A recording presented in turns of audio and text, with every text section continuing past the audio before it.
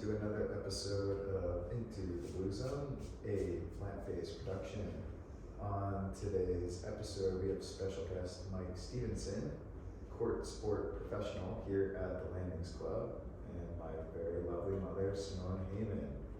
You guys can just wait for the camera. Awesome. Today's episode, we're going to focus on nutrition, a little bit of tennis, and how what we put into our body affects how we perform. And Mike, you seem to have a plethora of knowledge, and Mom, you have an amazing flair for in the kitchen, and you're also quite the athlete as well, as we've played pickleball, tennis, and golf together the last few days. So I'm excited to kind of spread the word, share some wisdom, and hopefully we can impact one person. It's kind of been an ongoing theme. If one person's listening to the podcast, if we could just impact one person, that would be a success. So thanks so much for taking time out of your day and joining the show. Happy to be here. Thanks for having me. Thank you. And it's one person at a time. And if we have a second person, that's more the better. So Mike, you have been at the Landings for a few years now, and you played college tennis. I did play college tennis at Frostburg State University out in Western Maryland.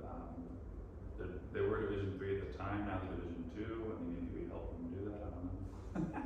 Like to think so. Like to think so. And then I played some prize money tennis tournaments.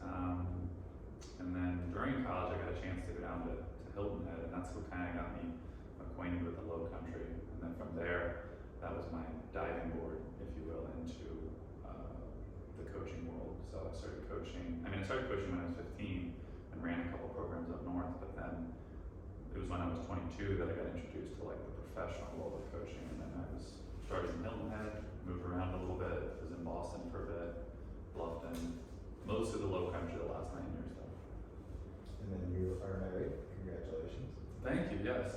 My lovely wife, Michelina, and I'm sure we'll get into it at some point, but I might as well say it that, as I say to Simone all the time, it's nice having a partner in crime. So whatever it is that you're doing, whether you enjoy listening to certain music or you enjoy whatever, there's probably a reason you were attracted to that person, and there's probably a reason they want to stay with you when you try things. So for us, she's in the dietetics world, and the further she gets into dietetics, the more reinforcers she finds for plant-based foods and plant-based eating. But at the same time, we made this decision together to do it, and it is much easier when the whole household is doing it. I have seen instances where one person out of the household tries to do it, and it's difficult for them, because it's they quickly get I won't say sidetracked versus on track, they quickly just get out of the habit of eating or prepping their meals or doing whatever they need to in order to eat the way they know they should or feel their best because of the teamwork aspect. So she's awesome. Yeah, it's been 5 years this February since being plant-based, and when I first started, I did it with a couple friends, a couple roommates. So that accountability and making it fun was right there all the time, no problem. Now they left and I have a roommate, and we eat very different, and I'm kind of on the path where I've been doing it long enough where I'm not getting off the path. I totally agree that the support system, the accountability, and making it fun, and having ideas to bounce off someone, and then to kind of create more brainstorming as to what to eat, this, that, where we're going shopping on that, it's way easier. So I think for people who are listening, who are looking to transition to a plant-based diet or eating lifestyle or a healthier habit, have a support system. And lucky for you guys, you live with someone in this regard. Maybe not so lucky in other instances, and it's just really important that if it's a family member or a friend or someone you can call, definitely reach out to people, because it makes it more fun and way more sustainable. Also, our culture, and most cultures, revolve around food. We all need food to sustain and endure life, not just activities. It makes a difference. It's a social gathering, and we always want to nurture people when they come to our house and such. college, and now feeling that I'm nurturing them with more wholesome foods, authentic, real foods, because it's the basic food, it's not a processed food, even though occasionally there's some processed ingredients in some of the things, but for the most part, yeah, I did grind the flour, though I could go over to my Vitamix and put the quinoa flakes in, make my own quinoa flour when I can't find it in the store. But for the most part, you know, it's part of our culture in nurturing people, and how we choose to do it is through plant-based food, which is more on the fringes, and it's getting more indoctrinated into our culture, and as it has been in other cultures and such like that around the world. And Simone, to her credit, she's that atmosphere, that fun, accessible, wholesome atmosphere that you're describing.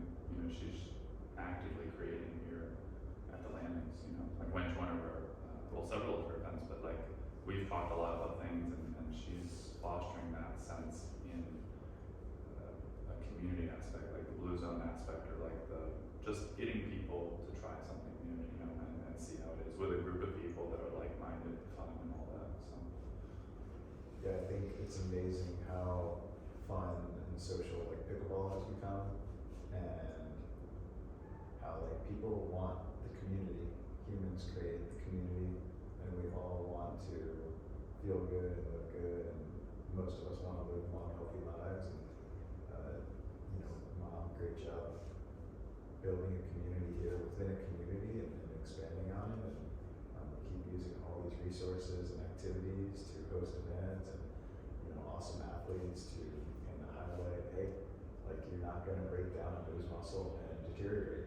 Like that was an honest thought that I had when I was like going to watch this vegan documentary, like, oh shoot, like I'm going to evaporate like the Wicked Witch of the West.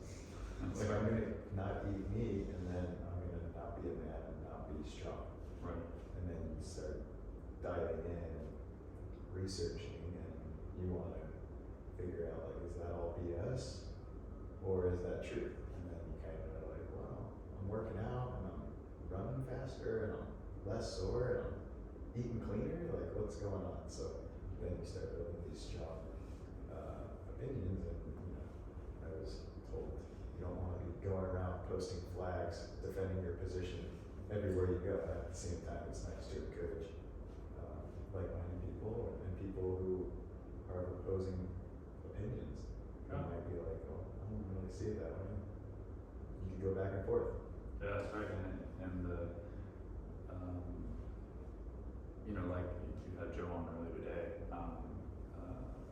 you know, who described everything in moderation. You know, a great phrase I heard once was just eat what your great-grandparents ate or grandparents ate, you know? And I was like, because they say that part of your diet, or part of part of it is what you're actually physically putting in your body, but part of it is too like how your body is taking adversity, whether or not, you know, your grandparents died early, or whether or not their kids died early, or whatever happened to them due to dietary consequences, you know, has a way of working out why you're here now. So that idea is like, if I go back and look at what my great-grandparents were eating, they didn't have money to buy, you know, the expensive meats or the expensive fishes or everything. You know, most of the diet, if you go back and you ask like if I asked my dad what his grandparents were eating, he'd probably say, well, you know, we had bread and we had, you know, these staple items that are all very like simple. But me personally, I've always enjoyed bread. Like I can eat like an entire baguette like in one go, and you know, and have great energy and like feel great about myself just because I personally love bread. You know, but not everyone can do that. But I'm just saying that like if you go back and you look historically at what your family has eaten, there probably isn't a lot of like really expensive things in there. There's probably a lot of rice. There's probably a lot of potatoes. There's probably, for me being, you know, more on my mom's side at least British, a lot of potatoes, a lot of bland, you know, tasteless, and you know, in our case we have more taste in our diet, but tasteless foods, but that are energy builders, like sustainers. Your sweet potatoes, your regular potatoes, you know, they're all very nutritious foods that they lived on because they were the best they could possibly get for, you know, the most bang for your buck, if you will. And nowadays, when everything is, you know, comparatively a whole lot cheaper, we should be able to do a whole lot more in the way of like looking at those different foods and seeing what the best thing is for us, you know. So Why did you decide to go plant-based? Like, what sparked the urge to change it up? Initially, the first time I went plant-based, I was dating a trainer, and we may have watched a documentary, I can't remember, but we just decided one day, hey, what can we do to try something new or shake things up? And that was what we chose to do. So it was kind of like maybe we watched a documentary afterwards, before, I can't quite remember. But then we stumbled upon something great because we tried it.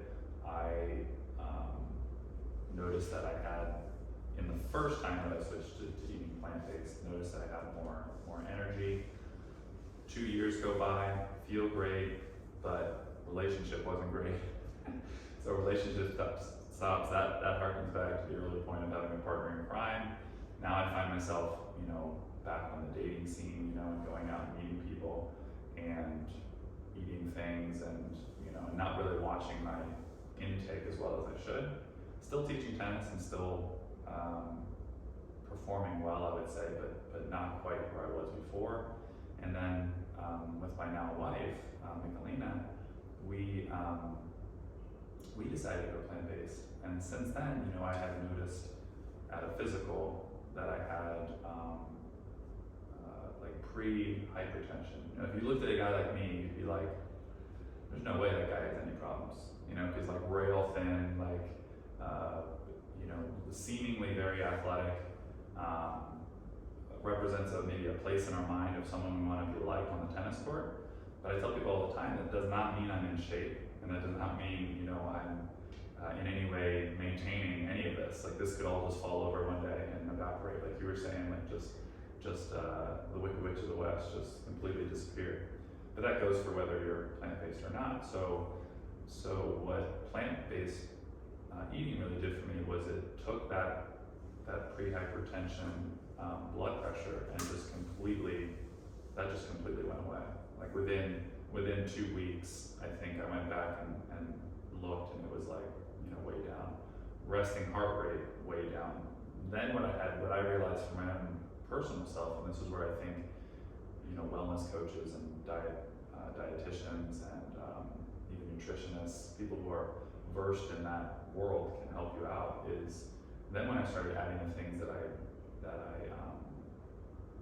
needed more of, and adding in exercise, like training for a marathon, that's really what pushed me to the point of like discovering exactly what I needed, you know, for my body, because it was forcing me to I don't know, just look at it a little bit more carefully. And I felt a whole lot better. I mean, I can tell you from experience that running 15 miles with 4 days preceding it of just 4 days of plant-based eating is a whole lot easier than, and I'll admit that it's a lot easier than 4 days preceding it of not plant-based eating, because I've done both. So it's like, you know, and then when you're training, you want to be able to rely upon some aspects of the training. Something's going to go wrong in a race like that. You know, you're going to be wearing too much clothes, you're going to need to use the restroom, whatever it is, you're going to have something go wrong. But you don't really want it to be like, at least for me, my stomach's all messed up, you know, or you know, or something in here doesn't feel right, because then I just feel like I gotta stop because I don't want to damage anything, you know, something that's irreparable. But yeah, it's tremendous what the diet can do for you, and I think that if you invest some time and some energy into researching it, you can find out that it's not a whole lot different than what you're currently doing. You're just subtracting out the daily dose of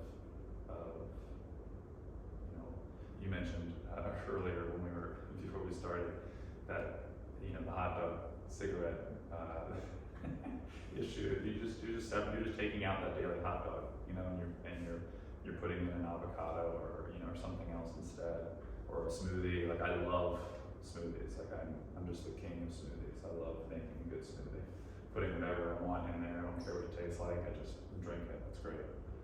Yeah. Yeah, smoothies are easy. I feel like when I'm lazy, like, and it's hot out, it's smoothie time all the time. I just throw it right in. Super easy. Well, the other day on the way to, I think tennis match, whatever here, I said, I just feel like the taste of apple pie. So in my frozen banana, I put an apple, put in cinnamon, I put in some other seasonings, and put my greens, whatever, kind of camouflage the greens. And it tastes like apple pie in the morning. And it was totally okay. It was great. I do it with pumpkin too. Put some pumpkin in a smoothie and put some pumpkin pie spice in. You don't have to have the whole pie. It just, you get that sensation, you're over it, your taste buds have changed and satisfying, and it's all good. Yeah. Yeah. So when did you run your marathon? That was November 3 weeks ago? 6th. Yeah, at the beginning of So this November. weekend? Yeah. But they wouldn't, like Simone was saying, they didn't let me run they didn't let anyone run the full. So like they canceled the full portion of it, and they said because of the weather and the, you know, potential flooding in the streets, and they said you can run the half if you want to. And I was like, yeah, like I got up at, you know, 5 in the morning. I had to be dropped. Yeah, what's You're like, I'm ready for the fall. Like, yeah. Well, I only got to run halfway. Sweet. And you're done. Do I still get the full? Do I still get the full medal? And they're like, t-shirt for the half. the 26-mile t-shirt. That's right. And so they offered us. What they did was they offered us another marathon for free of their series of marathons. But then probably the next one I run will be out here, the Skidaway Island Marathon. So that'll be fun. That's in March. Was that what's the furthest you ran? Have you ran a marathon prior? Because I want to run one and get myself geared up. Yeah, I would say that the training program I have, and if you want me to give that to you, I can give it to you in terms of distance, is awesome. It's very, very good. I started a few weeks in on it, and I was running extremely fast. Like the training, like pretty much it models your race. So like the race on Saturday, 26 miles. And to answer your question, I've never run the full 26.2. The training only goes up to about 20 or 18, and then they say on race day, but you know, with the other runners and the adrenaline and everything, you have what it takes to run the rest of it. They just don't want you to basically overdo it. Like the week before, if you run a marathon, you've already done what you should have done on race day. So basically, the training models your race. So the longest run is always on Saturday, and you can change it however you want though. And then during the week you have like you know, different runs, and then you can supplement that with, you know, maybe some negative splits, which are like you run the first mile 8:30, next mile 8:15, next mile 8, next mile 7:45, like things like that. You know, where you're constantly ramping up your speed, or run a fast one, then a slow one, a fast one, then a slow one, and then trying to find your baseline, like where you can go pretty much forever at a certain pace. And so I ran the half marathon. I was really geared towards a full, so I was planning on running that between 8:15 and 8:30, a mile for each mile, and I ran 8:15 for the half for 13.1, which was pretty good. Nice, that's amazing. Yeah. I ran a half marathon like last year. Felt good, like an hour 45. So. Oh yeah. You came in right before me. I was 1:46. Yeah. 1:48. Yeah. Yeah, literally, I came out a little fast. Yeah. Like there were some hills in Carlsbad. I'm like going up that last hill. I came out real fast. It's like running 7:40. So. Oh, slow definitely. down. Yeah. Good race. Yeah, goodness. Did you feel, so what I'm not going to get to with the food, did you feel like your soreness kind of right after the race was like, all right, you're sore, like I felt sore, and then kind of the next day, it's like a little soreness. Yeah, I think it partially has to do with my mind, like how mind, stretching, all have, you know, a big impact too. But like, it was funny because my mom and dad came into town and they said to me, they said to all of us, me, my wife, and you know, it was just us four, and they said, oh, you know, are you gonna have to rest a while, you know, like afterwards? And my wife was like, no, he'll be fine. Because because I've done so much. I mean, because I was training for a marathon. Like I'd done a 13-mile run the week before, like on the weekend. That was my last longer run before the race. So, you know, going from, you know, potentially running 26 to then running 13, you know, special circumstances. So, but to your point, and to answer the actual question of the podcast, all the runs I did preceding that, like the 18-milers, like a lot of the 15s, a lot of the 10s, you know, the soreness, I think partially due to I would say committing to the diet and committing to the training are very similar. So like you commit to the diet and you get X, Y, and Z, like better heart rate, better performance, better, better everything. But in terms of the training, you're also doing the same thing. So you're training your muscles over and over again with whatever diet you're on. You know, I'm sure, like, I'm not saying a plant-based eater would be, or a meat eater would be better or worse. I'm just saying that, like, the training of both of them in tandem is what creates the good product. You know, I'd have to go back and I'd have to, like, train with a different diet and see if, like, you know, the soreness was there. But from my experience, I mean, I was running, you know, 40 miles a week in my heyday, you could say, but like adding up all the miles, and I could do it. And I could go to work. I could run around. You know, Simone would see me at work running around teaching people, and then I could go run. You know, I could leave work, go run, come back to work, teach again, go home, wake up early in the morning, run again, like kind of piecemeal my runs together, and still keep up with it. You know, and have no injuries, have no anything. So if that's not a testament to how much the diet and, you know, the training has to be there too, but the diet and the training, I mean, it's huge. Yeah, your recovery time is much more efficient. Yeah. There's no downtime. I mean, I just Yeah. know when I changed my diet that I lost the weight without trying. You know, just could have been, start with a handful of pounds, but it really was like 10 pounds. And on a small body, you don't think, you know, I had 10 pounds to lose, but I got faster on the tennis court. My reaction time got faster there than pickleball. And when you think about 10 pounds is like the weight of a bowling ball. Yeah. So running around and functioning with a bowling ball on you that's a different way to look at it, you know. So and if it's 12 pounds, it's a 12-pound bowling ball. So every bit makes a difference in the strenuous on your body and your muscles and your bones and impacting and such like that. So next time you run the marathon, we have to. I know probably Greg will run it out here too, and we'll have to get some of our plant-based cheerleaders. Yeah. You know, Yeah. greeting you at the finish line. Plant-based production little tank top. Yeah. We'll do it. There you go. Happy to. Yeah, that's next on the list. Yeah, I remember like playing soccer when I was super young and like just kind of getting out of breath, like in warm-ups, running laps. And like I see it now with the kids that I coach. You know, I'm sure you teach some juniors, right? Oh yeah. Yeah. I'm sure the correlation with the training, like you're saying, and the diet has to be there. When the diet's there, I feel like the training could go way up. Yeah. And you're talking about it with marathon training. When we were shut down a couple years ago with COVID, I was running every day and cycling every day.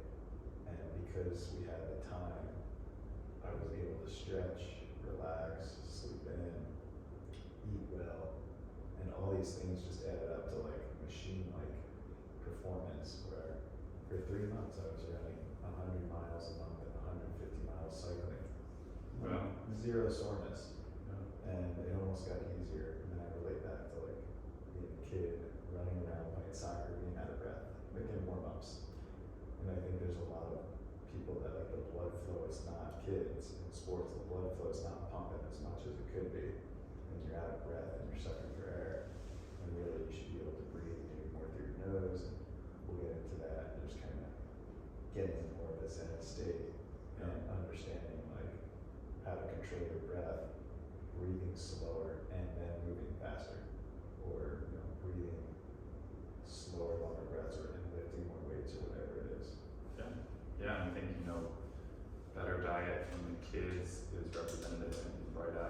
bushy tailed versus, you know, half asleep or don't want to be there, or, I mean, part of that's mental too, but you know, like people who are energetic and ready to do things generally, are putting other things in their body.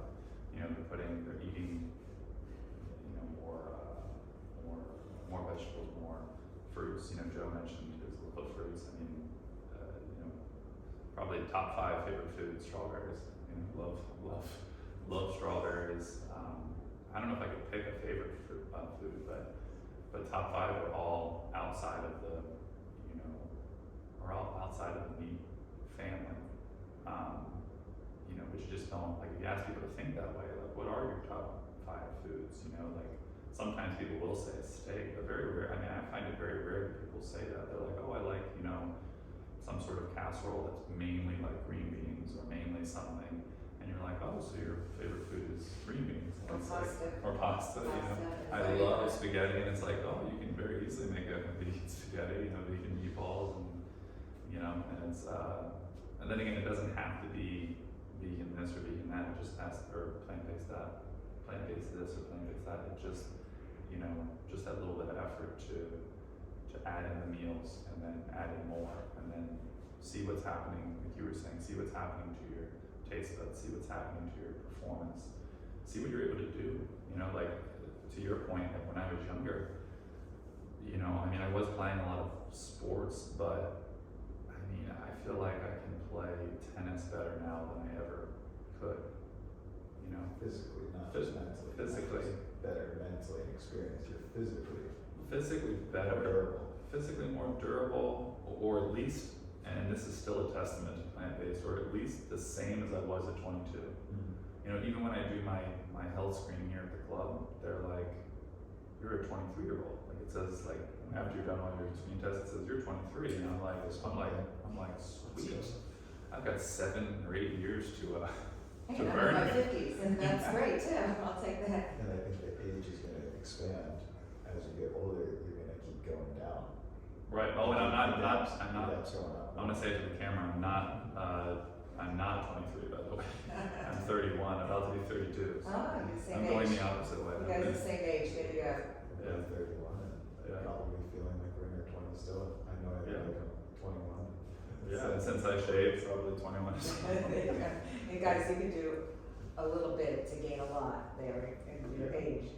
What are your top 5? You mentioned strawberries, and maybe we can just go around and share our top 5 kind of foods. And I feel like you and I are both viewing it more from performance and efficiency, along with just taste. Maybe I put berries definitely in the top 5, and I also put kale, and I'm gonna say greens, specifically kale or arugula, in the top 5, and then potatoes. So purple potatoes, sweet potatoes, regular potatoes. Those are like staples for me, that if someone's like, I might just eat as much as you can of those 3 things. Yeah, I would be bread, as I've already mentioned, is like way up there. Bread. You know, my dad has become like a master bread maker, by the way. Oh, okay. So he's like made me more bread than probably any other guy here on the landings. Gotta go to Rich for the Yeah. sandwich. Yeah. That's right. We have a lot of good avocado, whatever. Some rye bread, semolina, some Cranberry, bread. nut bread.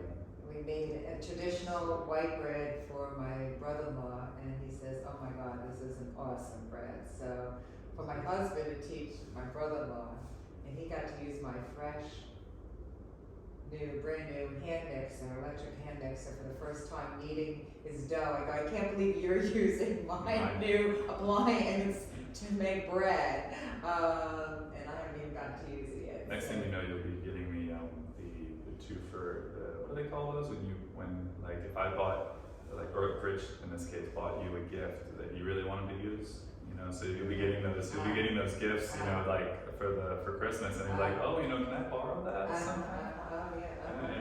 Yeah, back to bread. Definitely go to Rich, my dad, for bread. Yeah, put in absolutely. a request, he'll have to make it for you. He'll fire it up. The only trouble is it just gets a little bit, heavier as the week goes on, as you have to finish the bread and a couple days because it's the best when it's fresh. You Oh, know? I'll eat it between when I get it from him and probably Oh, here at the well, you club. could. You could afford to get away with it. I can't afford to get away with it. There's no survivors when it comes to bread. Bagel, anything that's bread, it's I very love bread in my top 5 too. And then I would say I would agree with you on the, I don't agree or disagree, I would also put in there, potatoes, love potatoes. And then, What kind and how? ooh, I love just a baked, once again, I got those British, underneath my current taste buds are still those very British taste buds, so I've got like, just a plain baked potato. I could eat, Russet potato. yeah, I could eat it every day, no problem. Okay, well, we're gonna be using russet potatoes tonight because I'm making latkes, which are potato pancakes, without the egg, without frying it in the oil. And it's not using the traditional oil, oven baking it, and they come out just fine because I don't want all that oil flavor on my mouth. I don't want it coating the lining of my mouth, and it's very hard to get rid of because it just kind of sits there. And this way we get to eat that and enjoy it and still feel like we're partaking in tradition. So we just have new tradition recipes, that's all. Excellent. And then tied for third would have to be your greens family, with broccoli being the top of mine. I love broccoli, being the top of that for me. But tied with your berry group, I mean, I love berries. I love tropical. They have like a tropical mix of fruit at Sam's Club that I enjoy for smoothies. It's like a mangoes, pineapples, strawberries, something else, but I'm just throwing that in the whatever kind of mixture we have and blending it up. That With the works. protein, maybe Orgain. I use like the Orgain protein powder. I put that in and then blend it up, and it's delicious every time. Yeah. Yeah. There's some friends of mine, and it's like, and you hear this a lot, not every diet is the same, no 2 people are the same, and we all have different thumbprints, and you're 6'7", I'm 5'8", like, at the end of the day, we're all pretty similar. Yeah. Like, if we're 7 feet or 4 feet, like, we all kind of look similar, and I'm not gonna say like that strawberry is the same effect on you as it is on you. Although, like, if you're not eating any berries or any greens, like, you need to be eating them. Sometimes you have to cook the spinach or cook the kale. Sometimes you have to like boil the potato or bake it and not fry it. There's all these little subtleties in how people react and get affected through food. And like, we're kind of going back and forth, like trial and error. Like, if you eat meat, like I had meat at a buddy's wedding in Mexico a couple summers ago. And I think my extreme approach, I like guilted myself into having the meat. Like, I kind of gave myself a pass on this week. And I ate like lobster and steak. And I was so full and like bloated. Maybe because I ate so much, guilting myself into not eating it down the road, which is effective. Yeah, very. I ate so much that I couldn't drink any like alcohol, which was beneficial. I couldn't get hungover, but I felt so bloated and like full, and it was just really, an eye opener. And like, yeah, maybe the kale needs to be cooked for you. Maybe raw kale makes you too gassy or it's too powerful. Right. And then I had a podcast with a woman who is plant-based, and her name is Liz Murphy, and she said she can't eat anything raw. Like, she's got some stuff going on, and I'm like, I love raw things. Like, the less cooked, the better it seems for me. So I just don't. I like that there's the 5 things that I think we should be eating, maybe 10, maybe 20, maybe 100 or 200, like Colin Campbell suggests that we should eat as much diversity as possible. And then there's kind of the staples. It's like, we need to exercise, we need to breathe, we need to be stimulated, and then we need to eat, some of these things. And how you prepare them, and how often, and how you use them in moderation, that depends on your own body and your own performance. Exactly. Yeah, like I love nuts, but a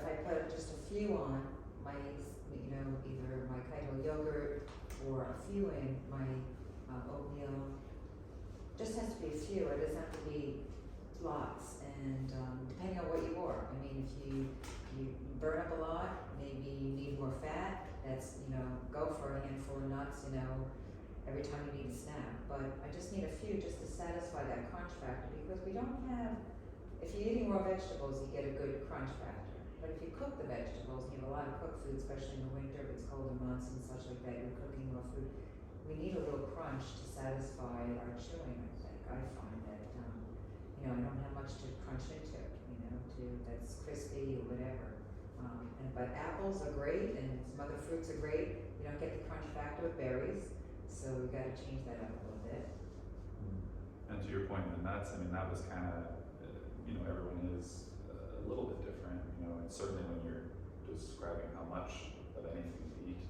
And with the nuts, they were kind of my secret to not taking too much weight off. Like I got down at one point to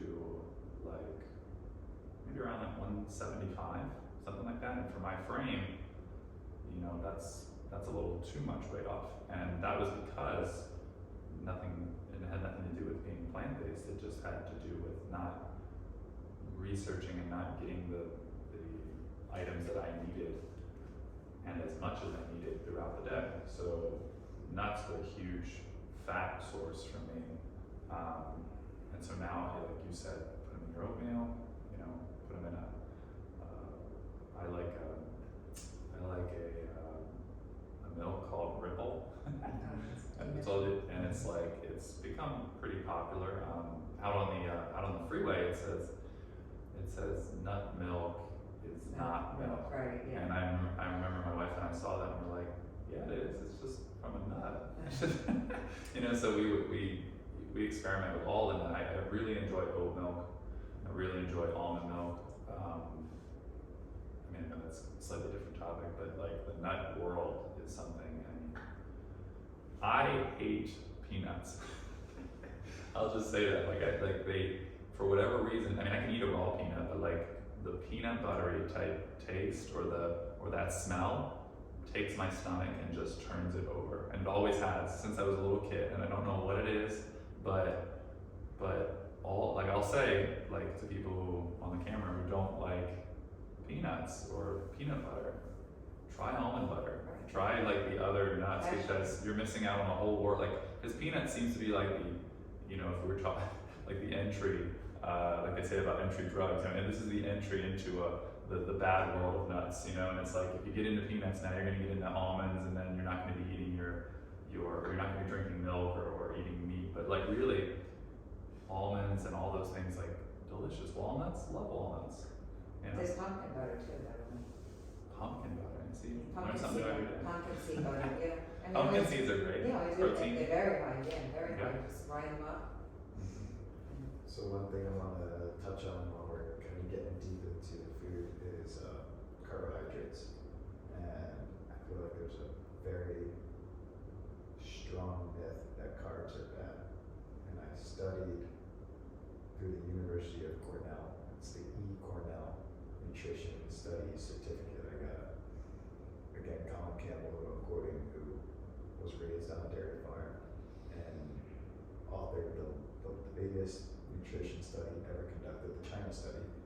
Colin Campbell goes on to say, in the class that I took, your diet breakdown of carbohydrates, fats, and proteins should be 80% carbs, which seems astronomically backwards from what everyone is being told, especially maybe females who are trying to lose weight, not to gender, specific anyone.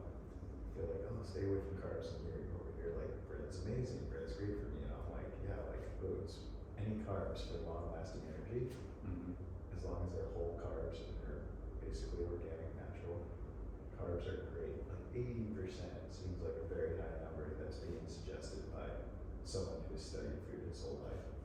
And again, through trial and error and experimentation, I've been eating a lot more bread recently, and it has not affected me negatively. Where again, if you're cutting and you're trying to get as fit as possible, you're trying to probably eat less bread.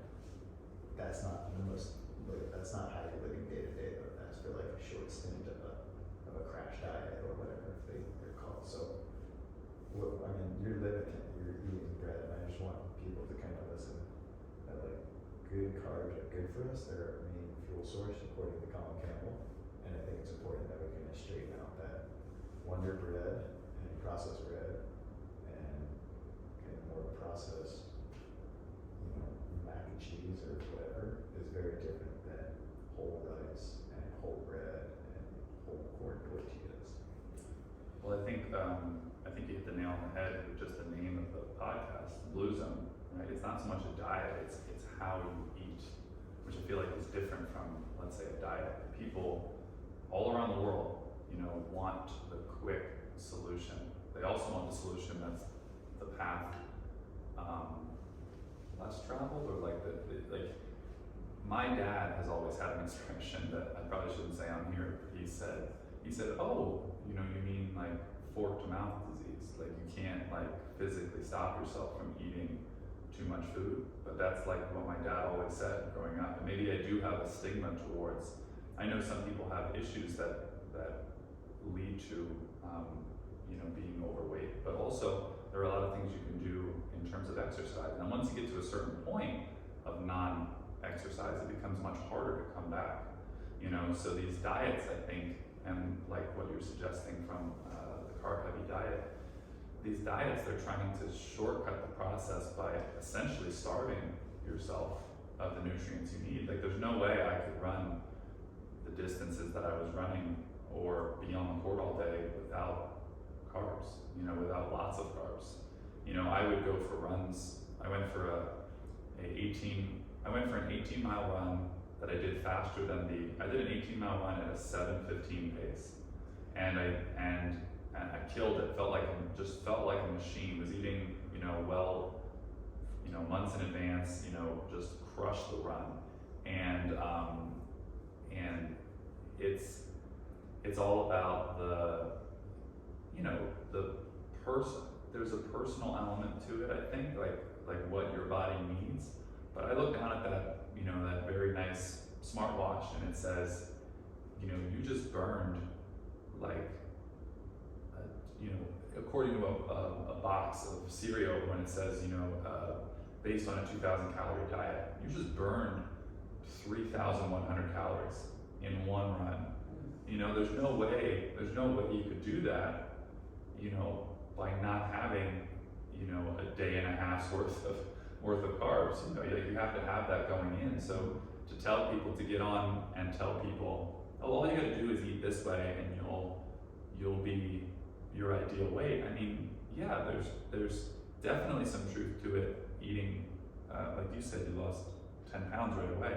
There's definitely some truth to it eating plants, because you're not, you know, blocking your arteries. You're not like doing all these things that are working against you. But at the same time, you have to add in, you know, exercise. You have to do your research like you did and see, like, well, what are people actually who study this for a living, what are they actually saying about what these nutrients are giving you? You know, if having a whole bunch of carbs in your diet is bad for that particular person, okay.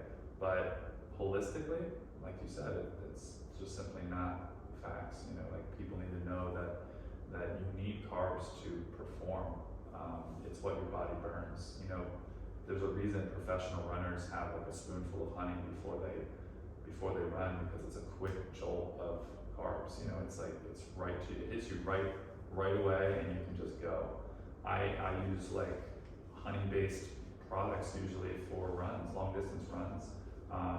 You know, there's little graham crackers you can eat that are they're a lot better for me than like the gels. The gels kind of bother me sometimes, but the little crackers are great. You just eat them, and like your mouth doesn't, like, you don't get all that moisture from the gel, and it's packed with honey, and you can taste it and you can feel it. Like, you can feel your muscles get like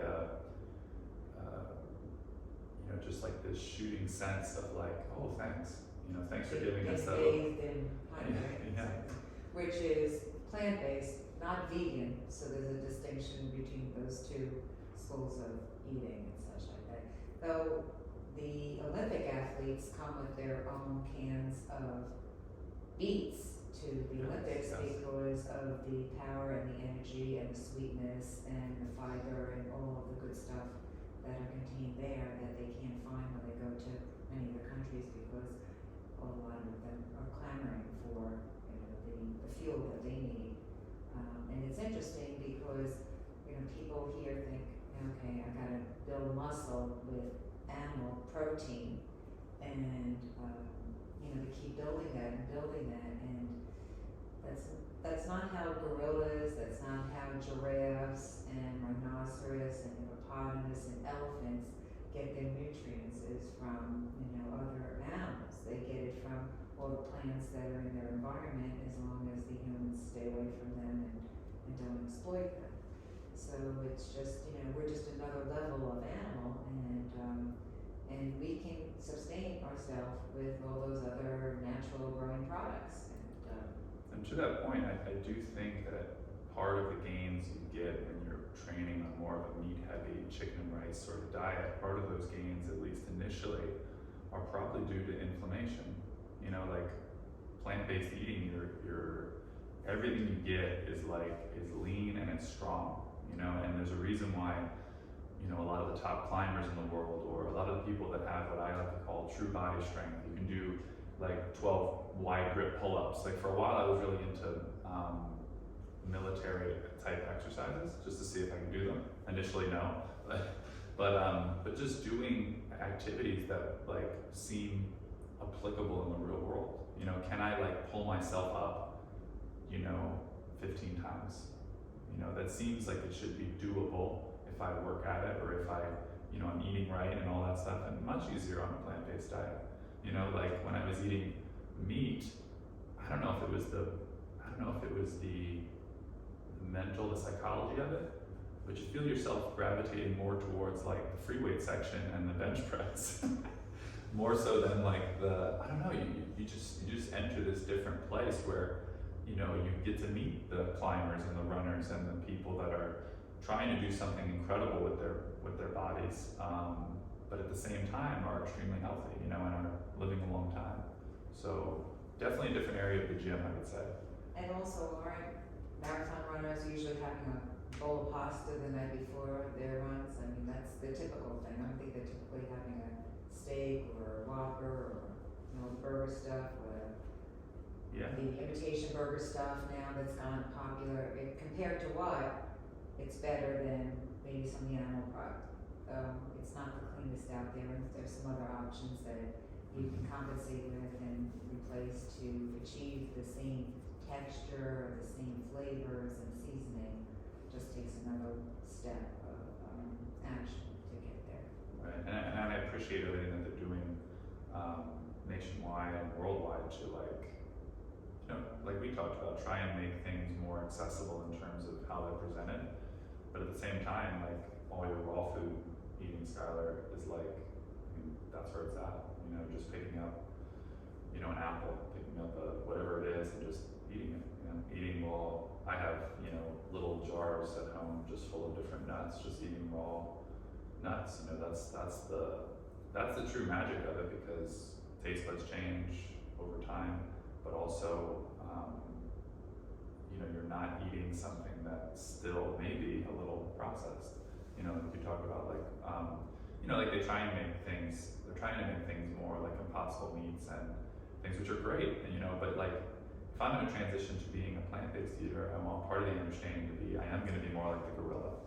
You know, I'm going to be eating these vegetables all the time, and that's going to be my sort of how I live my life, as opposed to, you know, everything's exactly the same, except now I have, you know, maybe the Impossible burger, or the I don't know, for breakfast I don't have cinnamon toast crunch. I have, like, you know, I don't know, some other name of a plant-based cinnamon toast. You know what I mean? It's not all substitutes. It's like, I'm just gonna like try something different, you know? I think that's a really important message: trial and error, experimentation. Yeah. You know, if you're afraid to do something different and change, and have a little more of a closed mindset, then your rate of growth, and your ceiling you're putting on yourself is a lot lower. And, you know, if you're trying to run 10 miles and you eat really crappy, where you're trying to lift, 245 pounds on the bench press, and you're like barely doing it, well go try it again instead of getting discouraged, and change up your lifestyle and your diet.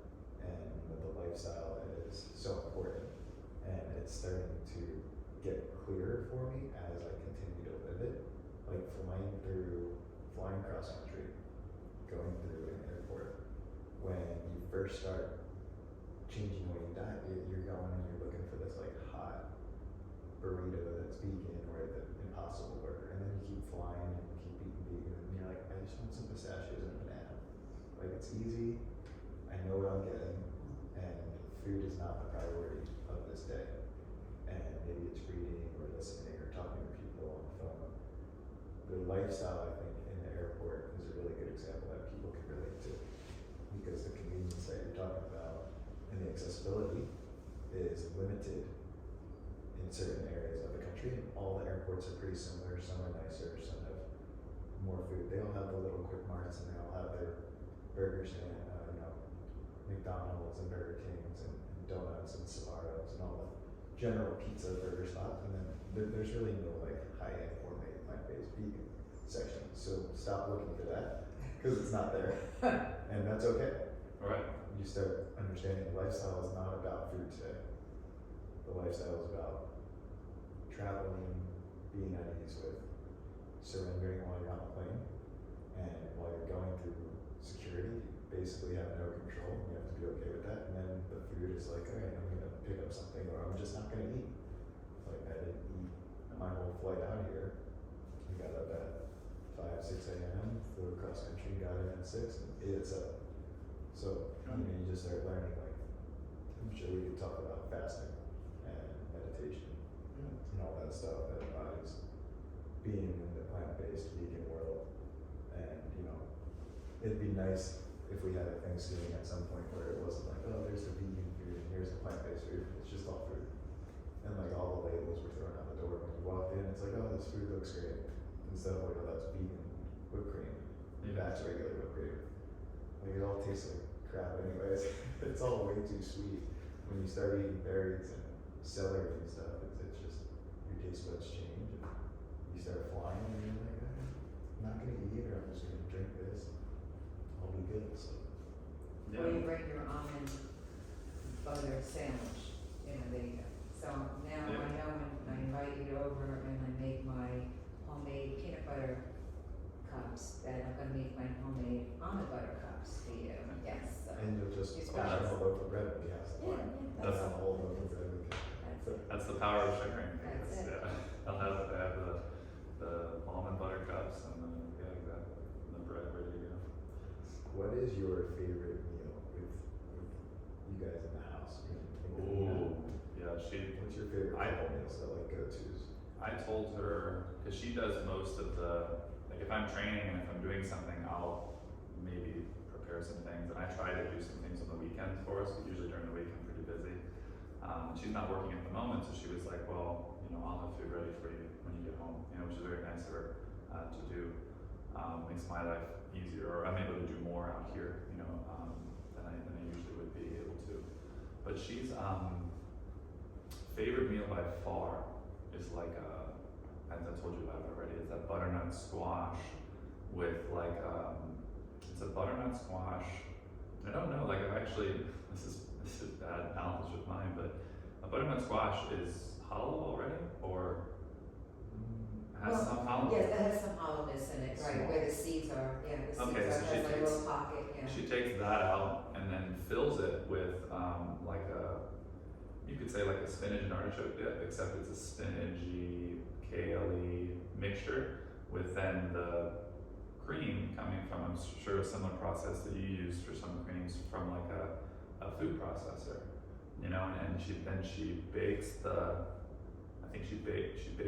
yeah, she does it separate, so she bakes the squash, puts the mixture inside the squash, and you eat the whole thing, and it's like, oh, it's just so good, just thinking about it. But I told her recently, I was like, not to sound corny, and you should never say that if you don't want to sound corny, but I said, not to sound corny, but my favorite vegan restaurant is you. When you make food and I come home and you made it, like, this is it. This is like the highlight. It could be the highlight of my day. You know, no offense to anybody I've taught, but it could be like I get home and I see this. I mean, highlight as in food, you know, not as in people. Absolutely. Listen, But- I would love to come but- home to a lovely homemade meal, and it's usually, you know, something that I've had to prepare beforehand, so I can get in and just heat it up. It's just like awesome, because Rich would say the same thing. You know, it's like, oh my God, to be able to come home and have this food in my house.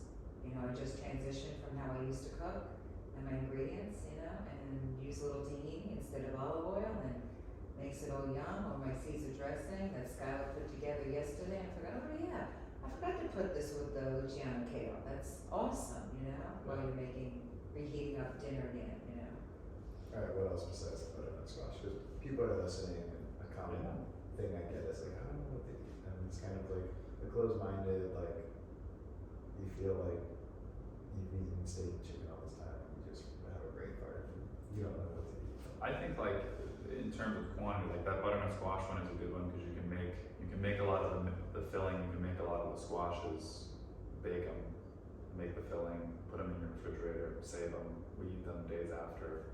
I mean, not if I'm home, but not. But then you've got all your pan type dishes that are good for days after. Like she does like a pan of enchiladas, vegan enchiladas. She does a pan of like vegan or plant-based, very good lasagna. You know, so she does the lasagna pan, and those types of dishes are very portionable. You know, like you can just cut out what you're having for dinner. It's nice and hot when you eat it. You know, maybe leave it out for a little bit to let it cool off. Put the cover on it. Put it in the refrigerator. Get it out the next day. What's for lunch? Always, I hope it's that lasagna from last night. It's even better than that day. You know, and then the flavors have kind of like, because of the refrigeration, they've kind of like all mixed together, and it's twice as good. So any of those types of dishes, the enchiladas she makes are very good. She makes what else do we usually have? Well, she does her fair share of trying to do like a burger, or trying to do with either the Impossible Meats or the Beyond Burger. She tries the, like I saw in the freezer the couple times I've opened it since she's been, when I go for the berries for the smoothie, I opened it and I saw just the patty of Impossible Meat. So, you know, she does do like burgers and stuff. She uses the meat sometimes for tacos and things like that. So she doesn't just use it for what it's intended for. She'll chop it up, put it in like a taco mix. We usually have Taco Tuesdays. You know, that's like a plant-based meat, a bunch of veggies, avocado stuff to put on it. That's really good. What else? Little creativity goes a long way. It's like, you just take anything that's left over from the smoothie or the sweet potato and kind of blend it up and put something to it to make it stick, and it's like a patty. Yeah. And it's like, oh, I never did this before. Yeah. It's like I eat so much all the time now, I've never tried this. Do you guys ever go like full rabbit food, or just like pick like, just not having feel like making anything, like kind of get lazy, and just have like fruit, smoothie, bread, just kind of like keep it really simple? You ever heard of the emergency bowl? So it's like when you're in a plant-based or a vegan emergency, right? So you look around and you're like, okay, I don't have, you know, any of my usual stuff together that I need to make anything. Or I feel like I'm in a corner, you know, Simone might find her way out quickly. But I'm in a corner, I'm like, I don't know what to do. So your challenge is to just create a bowl of whatever. So like maybe you have some oatmeal and you throw some oatmeal in the bowl, and you put some boiling water in or whatever, and you throw in some, I don't know, maybe some nuts or whatever the combination is. You just try and piece together. You're going through the refrigerator and all you can find is like spinach. So you chop that up and try and make that a part of the dish. That's a fun one to try. That's my everyday. That's my everyday. My everyday is an emergency bowl. I don't really shop for like, oh, what am I gonna make? What meal? Like I don't do any recipes. I'm on my own single one. It's just like, all right, I'm gonna buy a lot of beans, a lot of oats, pasta, and just peppers, have an avocado, slice of tomato, and keep it really simple. Yeah, if you give me oats, we have tons. Tons of Love oats. I think oats are a staple of the brunch, lunch. I try to prolong eating. Yeah. I usually don't wake up super hungry, probably because I eat too much at night. So I gotta kind of balance that out. Moderation, right? Yeah. That was for you. Yeah, no, I can't eat early either. Yeah, exactly. Yeah, I love breakfast food, but I can't digest and run around and play tennis and pickleball and digest at the same time. It was a learning experience. I just like, I love eating breakfast food, but I have to get up way too early to have it happen because I can't eat right away, even though I could be hungry. But a smoothie is kind of like pre-digested. It's kind of broken down and kind of fills the void, especially if you're going to 11 o'clock or something like that. Though Dad pulled out, my husband pulled out and stuff the other day and put together the salad with quinoa and vegetables and leftover Brussels sprouts and this and that. And it was a simple balsamic, fig balsamic dressing that I made by reducing the balsamic and with figs that I took from my neighbor's tree.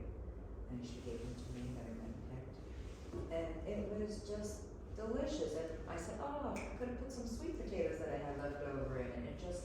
And that could be a dinner, that could be a lunch, it could be, and it's amazing because it's nothing that I would have put together before I ate like this, because I'd be looking for something else. But when you put this all together and you put the pumpkin seeds in and whatever else, it was delicious. And my husband did it. There was no cooking involved. When somebody goes, I don't cook, yes, you do eat. You can gather things from the refrigerator and still make it work and feel good about it. And I will say, there's a lot of like, to you, looking at the camera now, to you people looking to get into plant-based eating, like the recipes are not like, you can follow Skylar's recipe, of course, which is whatever's there. But if you do want to follow a recipe, the recipes are not complicated. They're not. I mean, if I can do it, literally, if I can do it, anybody can do it. Like I mentioned that No Meat Athlete, stuff or that book that I follow. I mean, it's like, you need this, and this. And my wife will come over and be like, have that. All I need is like a bunch of sweet potatoes. All I need is like, whatever the ingredient is, and then toss it all together in a pot, and it's like this, sweet potato something, or whatever the recipe calls for, whatever it is. It's very quick, it's very simple. Sometimes you need to heat stuff up, sometimes it's good raw, sometimes, you can do it a variety of ways. It's so much simpler to me than if someone said to me, hey, can you cook scrambled eggs? I'd be like, yeah, I guess, and like you have to like, but you actually have to cook it and watch it and like wait. For me, my experience with plant-based eating, and I know you're more experienced, but like I said, if I can do it, anybody can. If I was making like the lasagna in the pan, I have to make the filling, like the ricotta, the substitute for ricotta cheese. But then besides that, I'm layering out however I do the pasta and everything, and then I'm putting in the sauces and the vegetables and everything. And then it goes in the oven and I bake it. And it's like, to me, it's so much easier than other ways, like other things that aren't plant-based to cook, like whether you have to time the meat or check the temperature and everything like that. There are some of those things in plant-based eating, but I just feel like it's easier to cook for me. Prepare. It's not all about cooking. Because with the no boil lasagna noodles, right? You just layer it up. You can put all the vegetables you want in. One time I made a lasagna and I just used sweet potatoes and made potatoes and vegetables and whatever else. There were no noodles. Then I had people over for company and ate it. So it's it's a mindset. And somebody goes, oh, it's so extravagant. No, it's healthy. I can use a healthy soy sauce. I can use some other things. It doesn't have to be as complicated as I may have or intricate as I do sometimes because I want to have those flavors, but sometimes it can be scrambled tofu with some black salt that makes it taste like eggs because it imparts that sulfur flavor, and put those leftover vegetables in and boom, done. It can be done. So Simone's got all the tricks. Yeah. I have a lot of tricks. I have a lot of tricks, so feel free to tap in. Well, if you're listening, again, it's been Into the Blue Zone, a plant-based production with special guest Mike Stevenson. Mike, we're going to wrap up in another 5-10 minutes, so just to give you guys a heads up. Let's transition for a real quick second on kind of your coaching and your full-time job, because we both coach, and Joe, who we had on the show earlier, coaches. What do you love about coaching? I'd say the best part of coaching is showing somebody something and they don't do it quite the way you would do it, but it works for them, and you see that spark or that piece, maybe that piece that's fun to them, and they just like latch on and they're like, yeah, I'm gonna do it. But like, I like making things fun, but like that little piece of it, for whatever reason, has always stuck out to me as an important piece, where they're not quite doing it the way I would, but they're doing it really well, you know. And it's like, oh, you know, I never thought about doing it that way. Like, what a lot of people misunderstand about coaching, I think, is that I'm simply just giving all this information to a kid, and they're taking the information and either using it, not using it, or whatever. But what's really interesting is that they're giving me a lot of information. You know, I'm coaching them, and through coaching a kid, I'm getting to understand him, her, all their friends. I'm getting to understand the dynamic. I'm getting to understand like how the best way to approach the situation is, how the best way to coach this particular kid is. It's a very rewarding atmosphere. I'm sure a lot like a classroom, a traditional like teaching classroom, but it's dynamic because you're moving around. You're saying, hey, try this, or maybe you're stepping in and demonstrating something. Maybe you're doing a demo with another pro. Whatever it is, you're just trying to give them that bit of, you know, shock and awe, or that little bit of, you know, oh, like, you know, this is what Coach Mike says, or this is what this coach says, you know, playing off one another, using other coaches' tips. It's very rewarding, very fun. Yeah, I like kind of reinventing myself. Like, you could be a total hard ass to one practice or one person. Like, no, and maybe they can take it. Maybe that's why you are.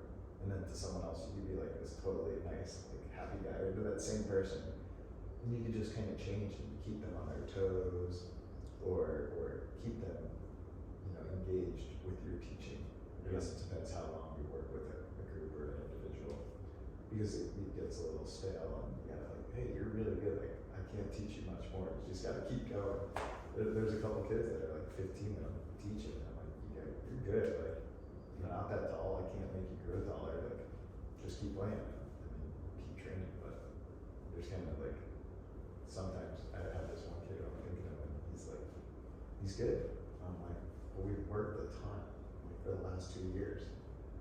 So next You just time, gotta keep playing. You gotta work out now. You gotta eat healthier. Like, there's always take him to that level, take him to There's that level of like- his development, yes, and his then awareness. get to that level of that connection with the family or the student or the athlete. You're able to kind of break through those barriers that are a little more taboo to approach right away. And then when you really get into the kind of their lifestyle, you start seeing changes go up. I think that's pretty awesome. Yeah, absolutely. And when I tell you to do one thing on the tee box and you smash, she had like 14 or 15 drives, all of them good.